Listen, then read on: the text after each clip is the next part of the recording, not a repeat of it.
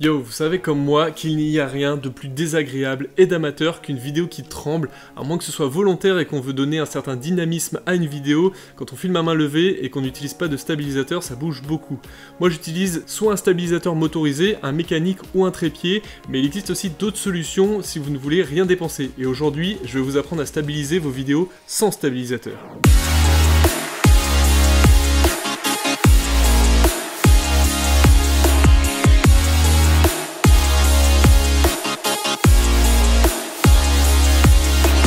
Pour commencer, je vais filmer un plan en tenant ma caméra fermement entre les mains, en bloquant les bras et en marchant comme un ninja pour essayer d'être le plus stable possible, ce qu'on appelle la ninja walk. Maintenant que j'ai mon plan filmé sans stabilisateur, je vais pouvoir l'importer dans mon logiciel de montage qui est ici Adobe Premiere Pro et je vais pouvoir le mettre dans ma timeline. Sur Premiere Pro, on a un outil magique qui permet de stabiliser des vidéos en recadrant l'image et en la déplaçant dans le cadre.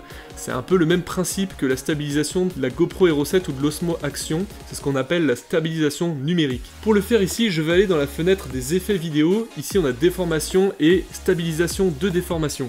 J'applique l'effet sur la vidéo et j'attends qu'elle termine de stabiliser image par image. Alors le problème qu'on peut avoir avec une vidéo qui bouge beaucoup, c'est que l'effet va déformer l'image, du coup ça aura plus rien de naturel. Dans ces cas-là, ce qu'on peut faire, c'est de diminuer le lissage de la stabilisation en descendant à 10 ou à 20%.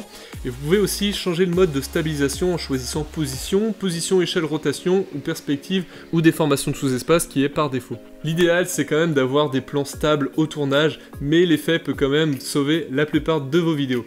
Sinon, pour avoir des plans encore plus stables, je vous conseille de filmer avec des objectifs grand angle, car l'image est plus grande, du coup on verra moins les tremblements. Vous pouvez aussi activer la stabilisation interne de votre boîtier si vous avez un capteur stabilisé, ou aussi la stabilisation de votre objectif. Sinon, une autre technique, c'est de filmer en 60 ou 120 images par seconde et descendre à 23 images par seconde, parce qu'en slow motion, les mouvements brusques vont être ralentis, donc forcément plus lisses. Moi-même, sur des plans que je fais avec un stabilisateur, parfois je les restabilise encore plus en post-production quand je souhaite avoir des plans super lisses, comme dans les vidéos immobilières par exemple, car le but n'est pas d'avoir forcément un mouvement naturel, mais plutôt robotisé, ce qui veut bien dire différentes stabilisations pour différentes situations. Et voilà, j'espère que cette astuce pour stabiliser vos plans vous aidera à améliorer encore plus la qualité de vos vidéos. Si vous avez des questions, laissez-les moi en commentaire, et si vous avez aimé ma vidéo, je vous invite à liker et à vous abonner à ma chaîne. Et sinon, je vous dis à très bientôt.